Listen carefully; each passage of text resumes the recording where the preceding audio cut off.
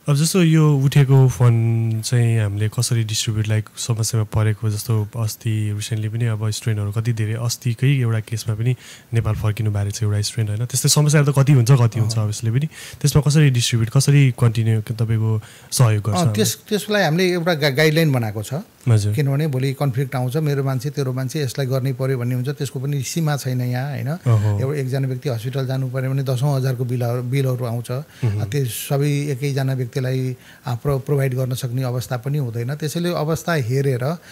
कसरी वितरण गर्ने भनेर चाहिँ एनआरएन क्यानाडाले एउटा गाइडलाइन बनाएको छ त्यो गाइडलाइनमा टास्क फोर्समा साथीहरू हुनुहुन्थ्यो त्यो एउटा चाहिँ आइसकेको छ होइन त्यसैको आधारमा चाहिँ आवश्यकता अनुसार तर त्यसको लिमिटै छैन त्यो हामीले उठाउँदै तपाईँको एउटा अस्ति समस्या एउटा पर्यो उहाँहरूले तुरुन्तै गोफन्डबाट $10,000 उठाएर 10,000 अलि पुगेन नपुगेपछि फेरि बोर्डकै साथीहरूले आउनु भएको छ क्या हामी टार्गेट 10,000 राख्यौँ उहाँको चाहिँ दाह संस्कार चाहिँ यहाँ गर्ने अस्तु पठाइदिनु पर्यो भन्नुभयो अस्तु नै पठाउन 5-6 हजार लाग्ने अवस्था थियो क्या अनि अब त्यो त्यसरी चाहिँ फेरि यो सबै त फन्डै हो होइन फन्डै उठाएर चाहिँ अहिलेसम्म सायद एनआरएन क्यानाडामा सहयोग चाहियो भनेर आएको केसमा चाहिँ खाली हात चाहिँ पठाएको छैन हजुर कुनै पनि जस्तो केस परे पनि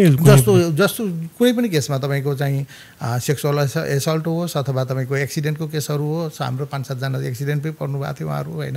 तपाईँको लिगल केसहरू नै भयो कुनै पनि केसमा चाहिँ बायसनेस भएर अथवा यो तैँले चाहिँ गल्ती गरेर रहेछस् तँलाई चाहिँ हामी प्रोभाइड गर्दैन भने हामीले के सोच्छौँ भने ऊ नेपाली हो